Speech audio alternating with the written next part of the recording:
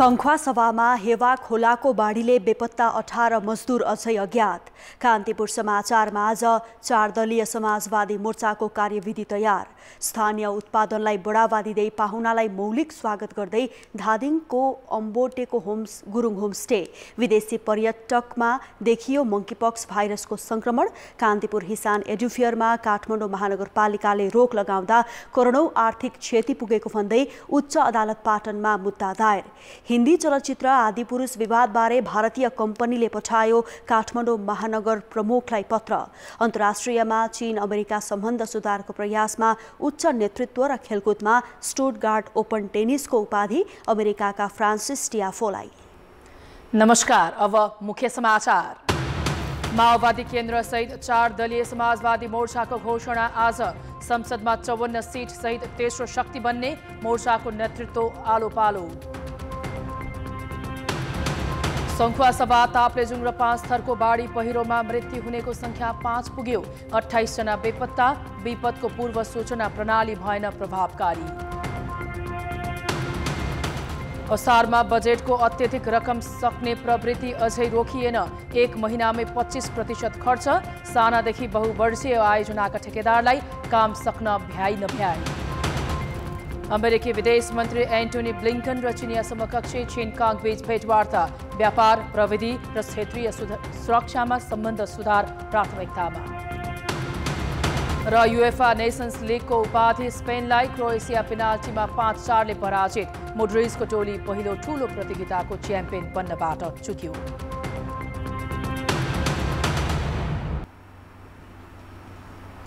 माओवादी केन्द्र सहितको 4 दलीय समाजवादी मोर्चाको आज घोषणा हुने भएको छ। प्रधानमन्त्री निवास बालुवाटारमा हिजो बिहान बसेको सत्तारूढ 3 दल माओवादी केन्द्र, जनता समाजवादी पार्टी र एकीकृत समाजवादीको बैठकले हिजो दिउँसो 3 बजे समाजवादी मोर्चाको घोषणा गर्ने सहमति गरेको हो। त्यसका लागि कार्यविधि समेत तयार भइसकेको नेताहरूको भनाइ छ।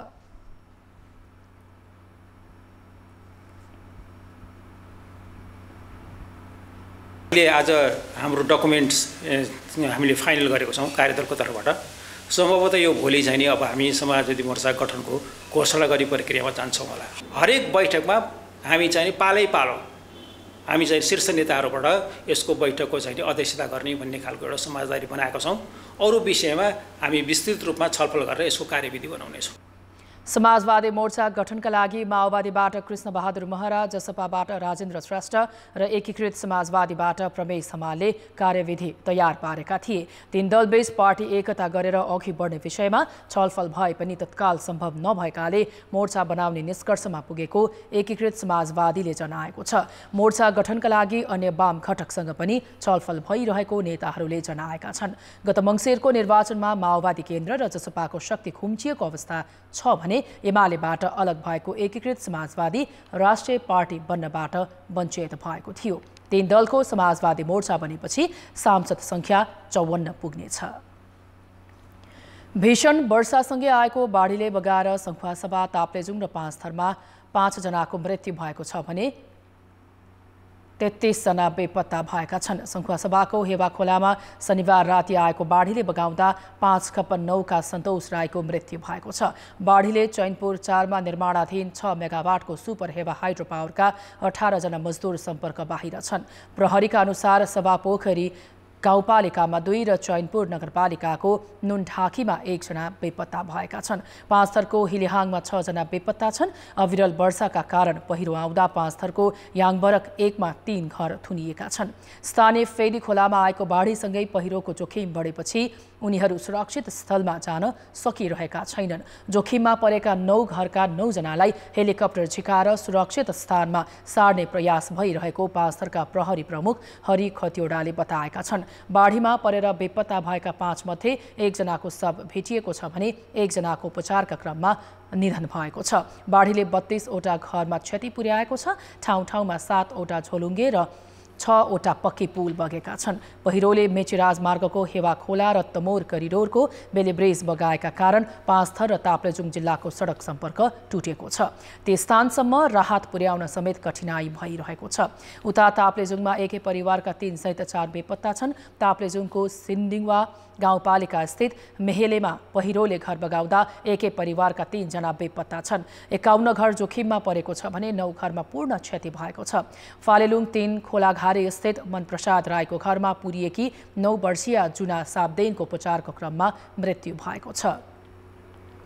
ताप्लेजुङको दोभानमा 10 वर्ष यताकै सबैभन्दा बढी वर्षा भएको कोशी र मध्य प्रदेशको मौसम हेर्दै आएको जल तथा मौसम विज्ञान कार्यालय सुनसरीले जनाएको छ। ताप्लेजुङको दोभानमा शनिबार राति 105.5 मिलिलिटर पानी परेको थियो। यो विगत 10 वर्ष यताको उच्च हो। यसअघि सन् 2013 जुन 6 तारिखका दिन 111.1 मिलिलिटर पानी परेको थियो। यस्तै सङ्खुवासभाको नुम्मा 5 दिन यता भारी वर्षा भइरहेको मौसम विज्ञान कार्यालयले जनाएको छ।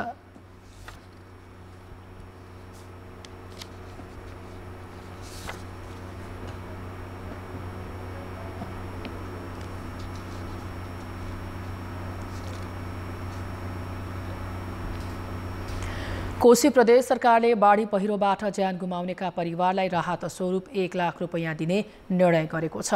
मुख्यमन्त्री सहितको विपद व्यवस्थापन समितिको बैठकले घाइतेको उपचार र भौतिक संरचना पुनर्निर्माणका लागि सहयोग गर्ने पनि निर्णय गरेको छ।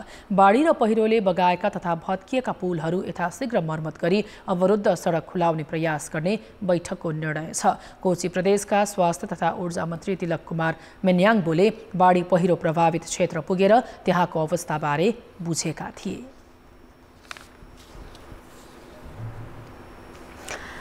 पहाडी क्षेत्रमा निरन्तरको वर्षाले सप्तकोशी नदीमा पानीको बहाव बढेको छ।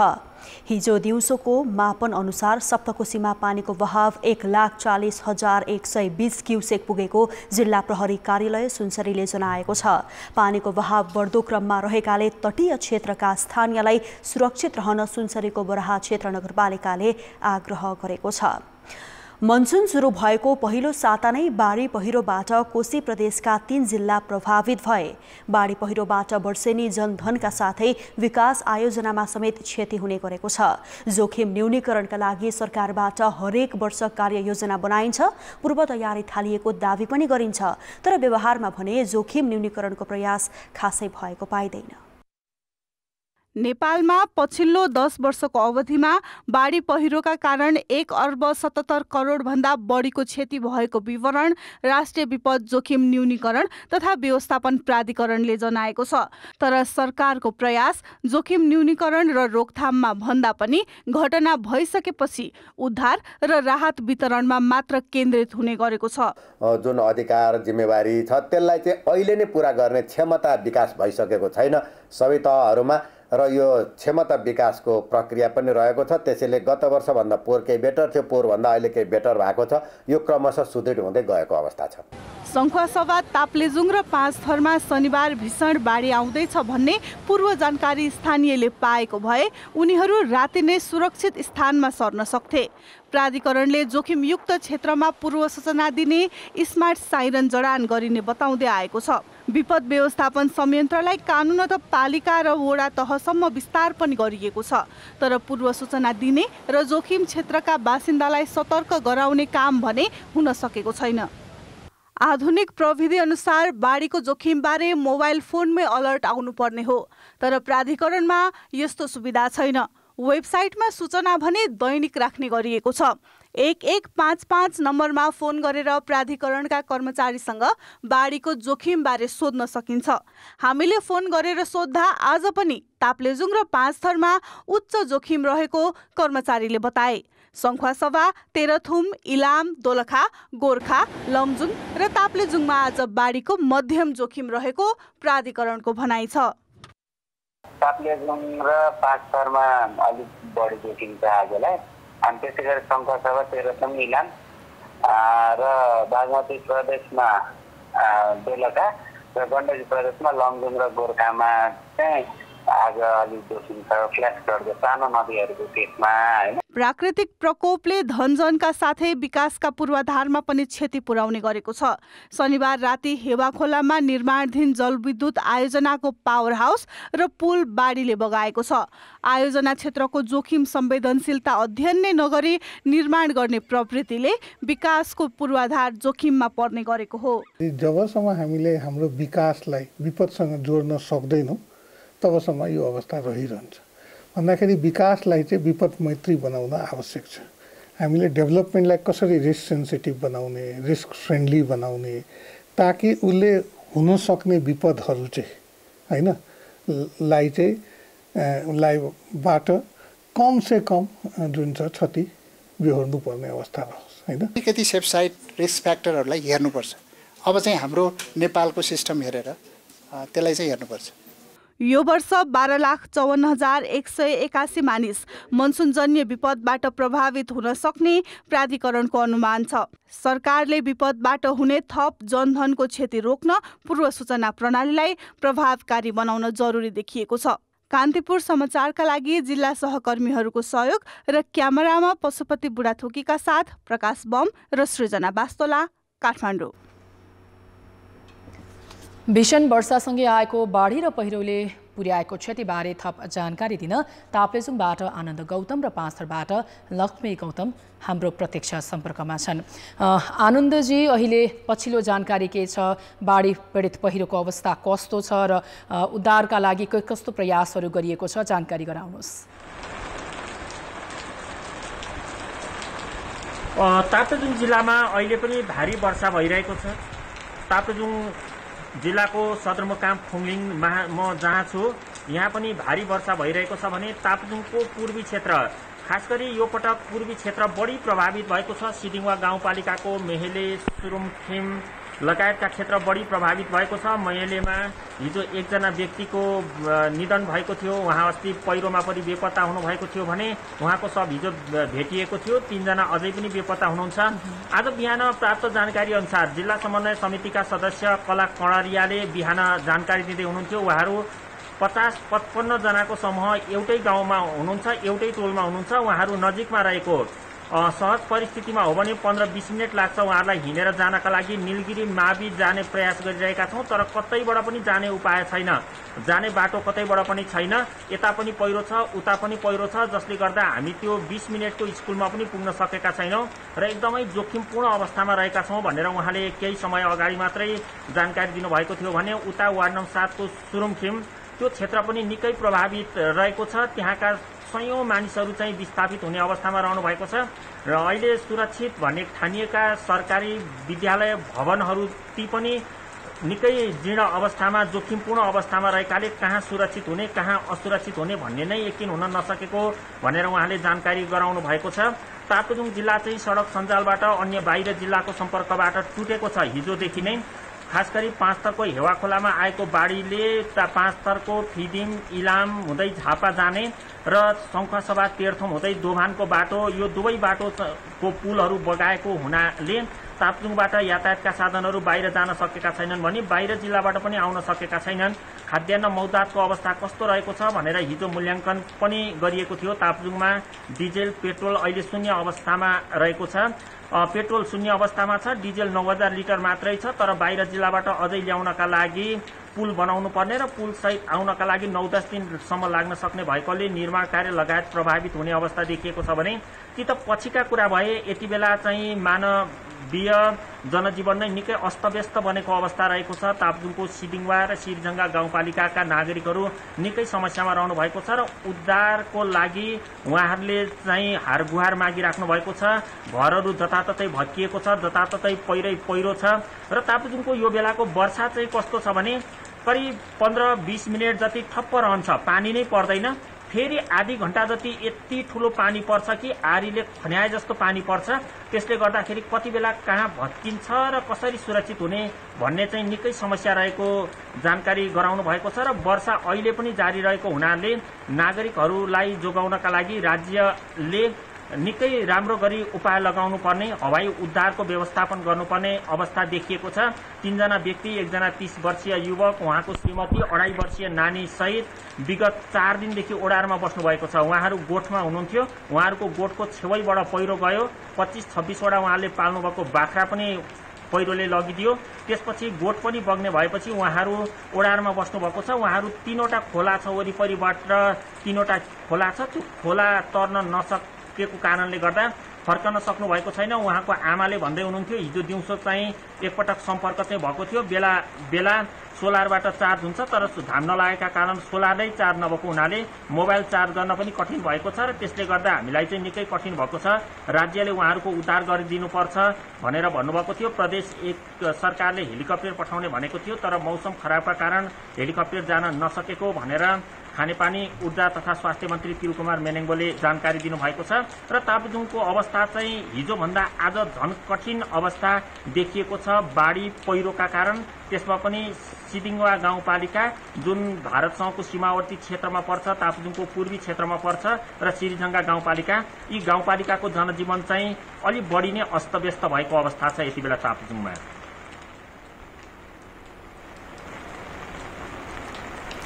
लक्ष्मीजी, 5 थरको बाढी पहिरो र क्षतिको पछिल्लो अवस्था चाहिँ के छ?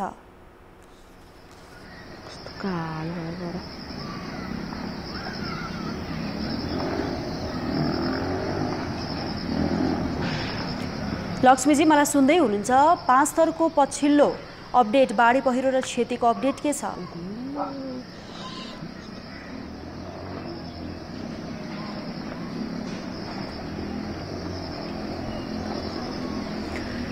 आनन्दजी, पीडितको उद्धार राहतको अवस्था के छ? उनीहरूलाई खानपानका साथै बसोबासका लागि के कस्तो व्यवस्था गरिएको छ? हिजो जिल्ला विपद व्यवस्थापन समितिको बैठक बसेको थियो। जिल्ला विपद व्यवस्थापन समितिको बैठकले स्थानीय तहलाई राहतका लागि अनुरोध गर्ने र रेडक्रसमा भएको सामानहरू पठाउने भनेर निर्णय गर्नुभएको छ। तर सिदिङवा गाउँपालिकाका उपाध्यक्ष कृष्ण कुमारी कणरियासँग आज बिहान मैले 5 बजेतिर कुराकानी गरेको थिएँ। उहाँले हामी पनि जाने तयारीमा रहेको, तर बाटोहरू सबै बिग्रिएको छ, यातायातका साधन चल्न सक्ने अवस्था छैन, गाडीमा जान सक्ने अवस्था छैन र हिँडेर जान हामीलाई नै पनि कठिन भएको छ। र जुन मेहले, सुरुङसिङ लगायतको क्षेत्र सबैभन्दा प्रभावित चाहिँ मेहले देखिएको छ, त्यो गाउँपालिकाको वार्ड नम्बर 6 हो। त्यो वडामा पुग्न सक्ने अवस्थै नभएको हुनाले कसरी उद्धार गर्ने, कसरी राहत पुर्याउने भन्ने चाहिँ निकै ठुलो चुनौती भएको छ भनेर जानकारी दिनुभएको थियो। त्यहाँको चाहिँ स्वास्थ्य चौकी पनि बगेको छ, त्यहाँ औषधि पुर्याउनका लागि पनि प्रयास गरिएको थियो। मानिसहरू अब यति बेला बिरामी हुन सक्छन्, त्यसले गर्दा औषधि पुर्याउने भनिएको थियो। त्यो औषधि पनि पुर्याउन सकिएको अवस्था छैन र वर्षाका कारण एकदमै बाक्लो गरी कुहिरो लागिरहेको छ।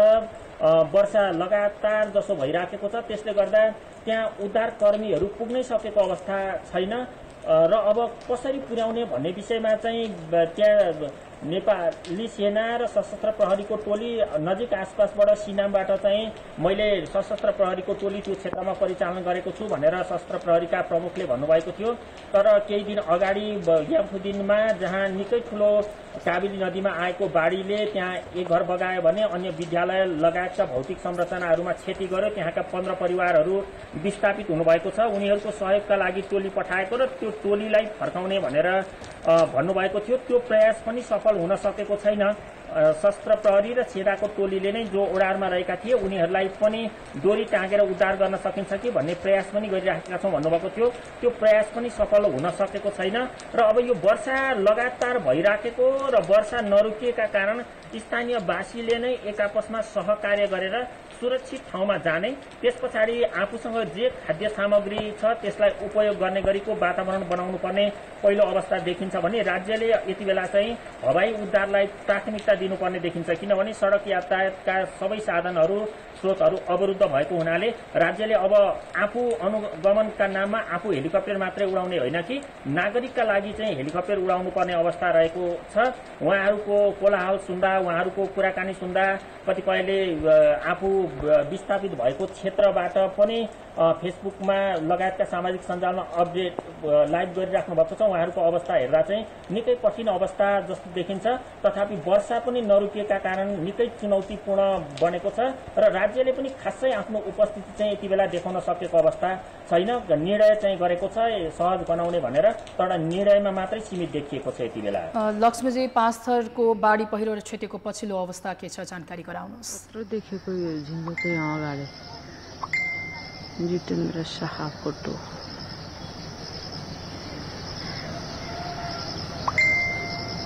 लक्ष्मीजी, मलाई सुन्दै हुनुहुन्छ? बाढी पहिरो र क्षतिको पछिल्लो अवस्था के छ पाँचथरमा?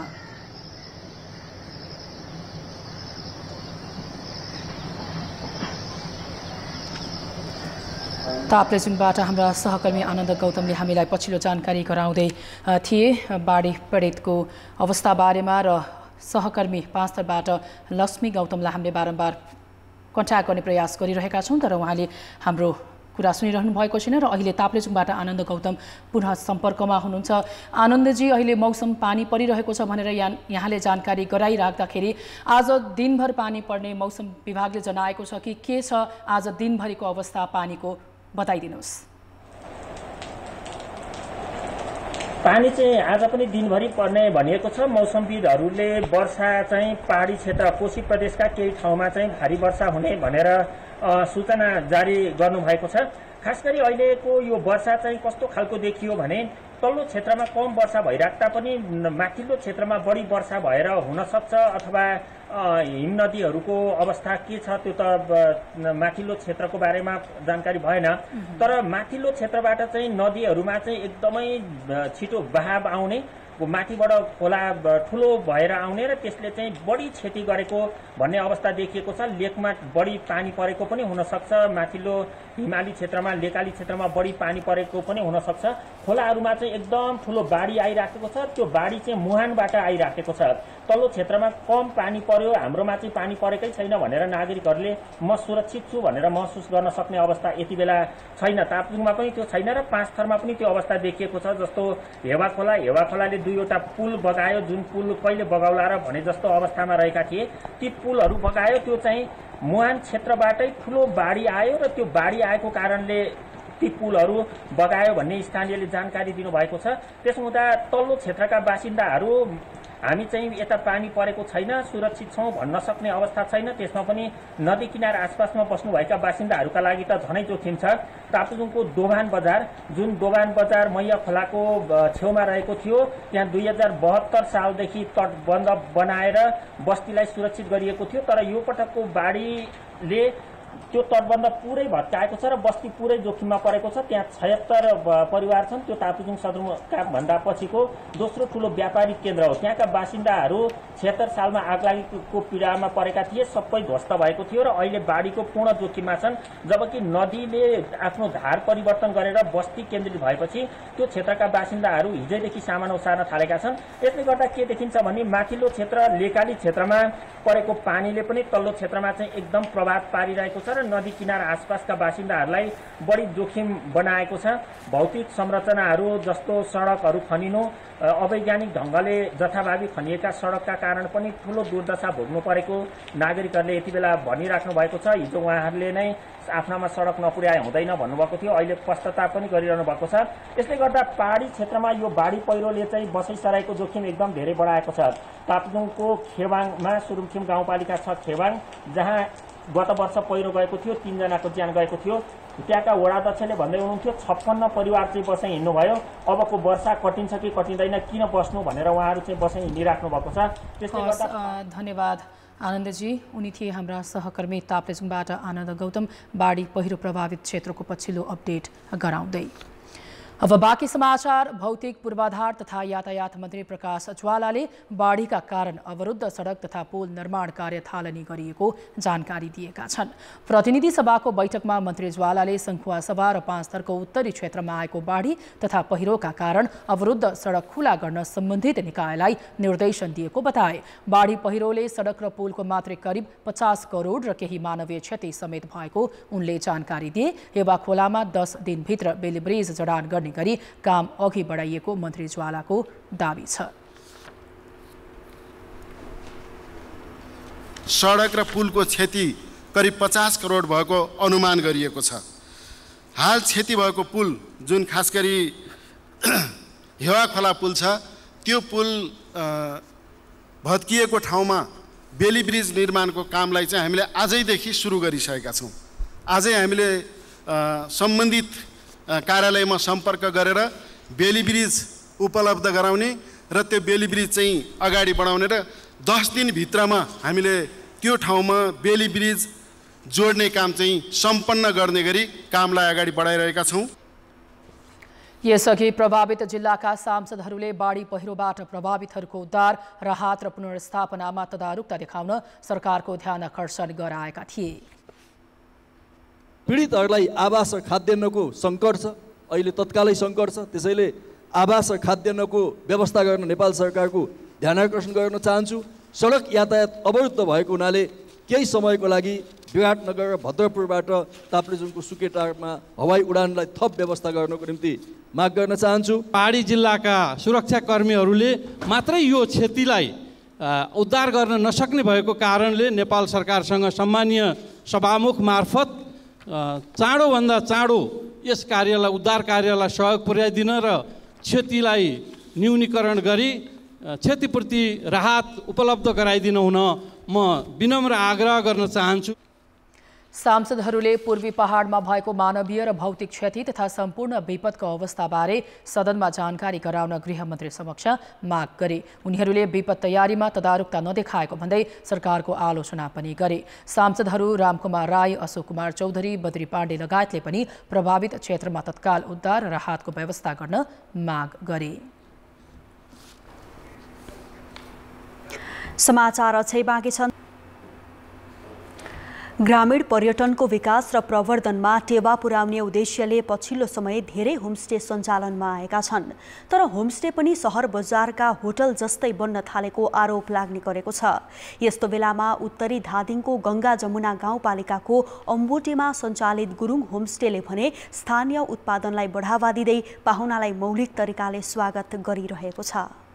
धादिङको सदरमुकाम धादिङ बेसीदेखि 35 किलोमिटर उत्तरमा साबिकको गुम्दीमा रहेको अम्बोटे गाउँ पछिल्लो समय होमस्टेका लागि चर्चित बनेको छ। जम्मा 16 घर गुरुङ समुदायको बसोबास रहेको सो ठाउँ अहिले गुरुङ होमस्टेका रूपमा परिचित छ। यहाँ सञ्चालित होमस्टेको विशेषता गाउँले जनजीवन, सत्कार, स्थानीय खानपान, सरसफाइ र स्थानीय संस्कृतिको आनन्द हो।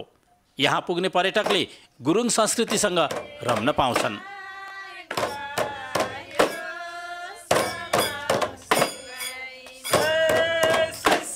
हामीले पनि अझै त्यसलाई परिमार्जित गर्दै जाँदैछौँ। अझै चुड्काबाट दोहोरीलाई पनि लाँदैछौँ। त्यही भएर अहिलेसम्मको पाहुनाहरूले चाहिँ रमाइलो मान्नुभएको छ, राम्रो मान्नुभएको छ। 16 घरमध्ये 9 घरमा भूतपूर्व सुरक्षाकर्मी छन् भने 5 घरका बहालवाला सुरक्षाकर्मी हुन्। त्यस्तै 1 घरका सदस्य निजामती सेवामा कार्यरत छन्। सरकारी सेवामा रहँदा गरेको मेहनत र अनुशासनलाई आफूहरूले होमस्टेमा प्रयोग गरेको बताउने उनीहरूले बारीभरि विभिन्न प्रजातिका फलफुल, खाद्यान्नदेखि पाहुना स्वागत गर्ने आधुनिक फुल समेत आफैले फुलाएका छन्। पाहुनालाई फलफुल, खाद्यान्न तथा मदिरा समेत स्थानीय नै खुवाउँछन्। यो सत्कारमा पर्यटक समेत दङ्ग पर्दछन्। पाहुनाहरूलाई चाहिँ हामी यहाँ प्राय हामी अर्ग्यानिक चिजहरू खुवाउँछौँ, आफ्नै ठाउँमा उत्पाद भएको चिजहरू। बाहिरको खाता बढाएर हामी सम्मान गर्दैनौँ। हामी जे छ जस्तो फुलमालाले नै सहयोग गर्ने चलन छ हाम्रो। अनि त्यहाँबाट उनीहरूले यहाँको वातावरण हेरेर नै रमाउनुहुन्छ। फरक खालको सद्भाव, फरक खालको चाहिँ यो रहनसहन र खानपिनको व्यवस्थापन भएको अत्यन्त सुन्दर होमस्टेको रूपमा अगाडि बढिरहेको हामीले चाहिँ यो होमस्टेमा प्राप्त गर्न सक्यौँ। पछिल्लो पुस्तासम्मले होमस्टेबाट नै जीविकोपार्जन गर्न सक्ने गरी दीर्घकालीन योजना बनाएर यसमा लागि परेको उनीहरूको तर्क छ। पर्यटकीय सम्भावना बोकेको होमस्टेको लोकप्रियतालाई हेरेर गङ्गा जमुना गाउँपालिकाले पर्यटनसँग गाउँपालिकालाई जोड्ने नीति लिएको छ। दिगो बनाउनको लागि अझै हाम्रो पुस्ता पनि अर्को पुस्तालाई नै हस्तान्तरण गर्ने योजना अनुसार हामीले यो अगाडि बढाइरहेका छौँ। होमस्टेको लागि या पर्यटनको लागि चाहिँ गाउँपालिकाले आफ्नो नीति कार्यक्रममा चाहिँ अघि सारेको छ। चिटिक्क सिँगारिएको घरमा पाहुना आउँदा सबै मिलेर दिने सत्कार, स्थानीय खानपान, संस्कार, संस्कृति, आत्मनिर्भर हुने गरी गरिएको खेतीले यहाँको होमस्टेलाई जीवन्त बनाएको छ।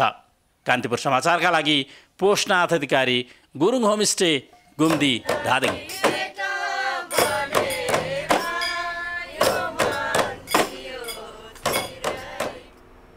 उत्कृष्ट शिक्षा नेपालमै भन्ने नाराका साथ सञ्चालन भएको कान्तिपुर हिसान एडु फेयरमा काठमाडौँ महानगरपालिकाले रोक लगाउँदा करोडौँ आर्थिक क्षति पुगेको भन्दै उच्च अदालत पाटनमा मुद्दा दायर भएको छ। उच्च शिक्षालय तथा माध्यमिक विद्यालय संघ नेपाल हिसानले 30 करोड रुपैयाँ क्षतिपूर्तिको माग गर्दै काठमाडौँ महानगरपालिका विरुद्ध उच्च अदालत पाटनमा मुद्दा दायर गरेको हो।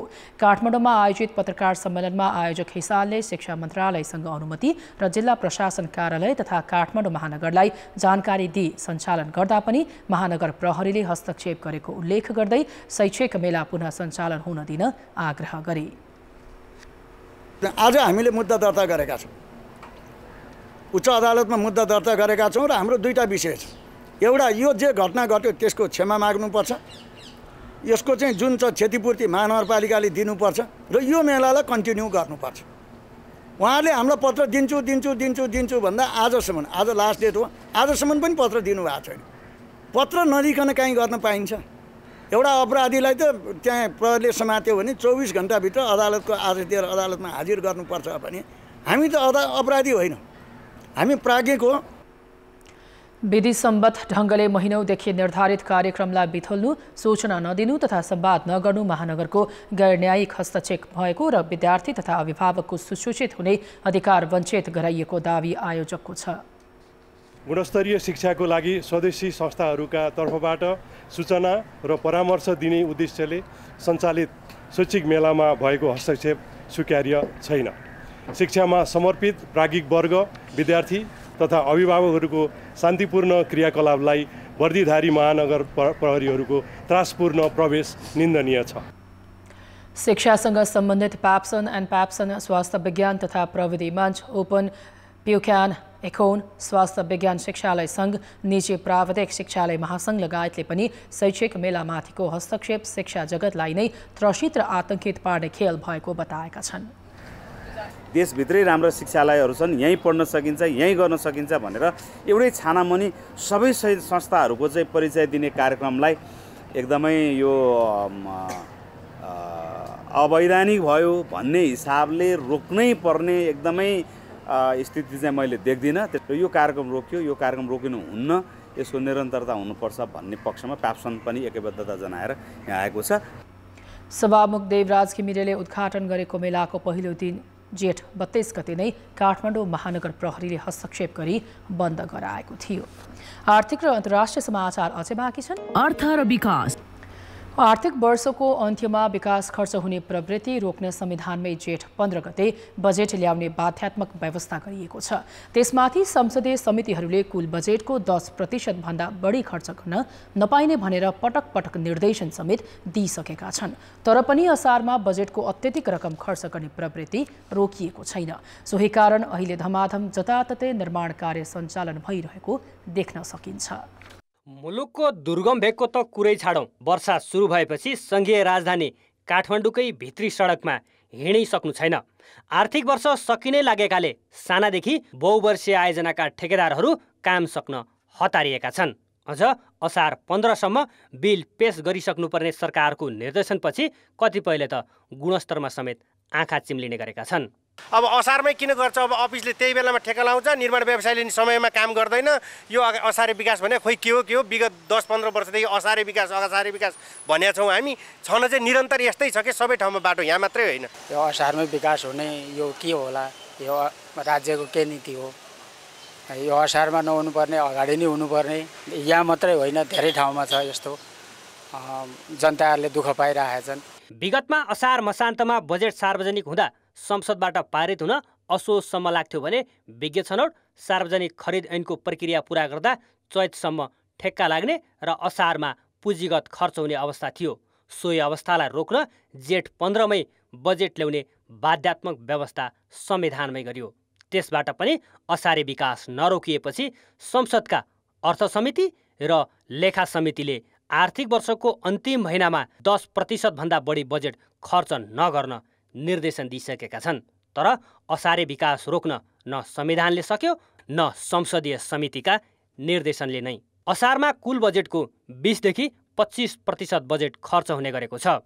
ठुलो एउटा विकृति अपचलनको स्थिति रहने भएले, अर्को गुणस्तरमा समस्याको कुरा रहने भयो र अर्को चाहिँ मतलब आर्थिक परिचालनलाई पनि यसले असर गर्छ, रोजगारले असर गर्छ भन्दाखेरि समग्रमा देशको अर्थतन्त्रको विकासमा यसले नकारात्मक असर गर्छ। यति गलत कुरालाई पनि हामीले नियन्त्रण गर्न सकिरहेका छैनौँ कि भनेपछि यो त राज्यका विभिन्न अङ्गहरूले निकायहरूले सोच्नु पर्यो नि त, यसलाई कसरी ठिक ठाउँमा ल्याउनु। यति पनि नसोचिदिने हो त। हाम्रो कामहरू छिटो बिग्रनमा एउटा कारण चाहिँ यो पनि हो, त्यो बेलामा सुपरभिजन पुग्दैन, सबै ठाउँ एकैपल्ट काम भइरहेको हुन्छ। केही निर्माण व्यवसायहरूले चाहिँ मौका छोपिरहेका हुन्छन्, यो बेलामा कम गुणस्तर स्वीकार हुन्छ भन्ने खालको जस्तो भाव पनि छ। र अनि जनता पनि के भएको हुन्छ, थाकेको हुन्छ होइन, बजेट फिर्ता जान्छ लगायतका विभिन्न भनाइ राखिदिया हुन्छ। ओहो अहिले त जसोतसो होस् काम होस् भन्नेमा लाग्नुहुन्छ, जुन चाहिँ समग्र विकासको लागि र दिगो विकासको लागि राम्रो होइन। चालु आर्थिक वर्षको हालसम्म 40% मात्रै पुँजीगत खर्च भएको छ। असारको बाँकी दिन दैनिक 7 अर्ब 55 करोड खर्च गरे मात्रै 100% पुँजीगत खर्च हुन्छ, जुन असम्भव जस्तै हो।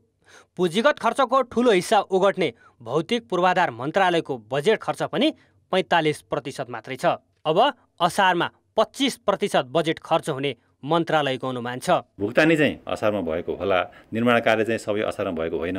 त्यसकारणले असारमा हुने 20-25% जुन पुँजीगत खर्चको रकम भुक्तानी हुन्छ त्यो चाहिँ भुक्तानी मात्रै असारमा भएको। भुक्तानी त जहिले गर्न मिल्छ नि, असारमा पानी परेर भुक्तानी गर्न त केही डिस्टर्ब हुने कुरो भएन होइन। निर्माण कार्य चाहिँ यसभन्दा पहिले गरेका, केही असारको पनि होला, तर सार्वत्रिक रूपमा चाहिँ यसभन्दा पहिले गरेका कामहरूको भुक्तानी मात्रै असारमा भएको हो।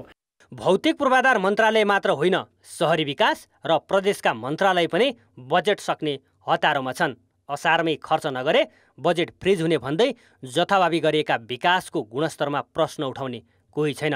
कारण हरेक सरकारी निकाय बजेट सक्न असारे विकासमै तल्लिन्छन्।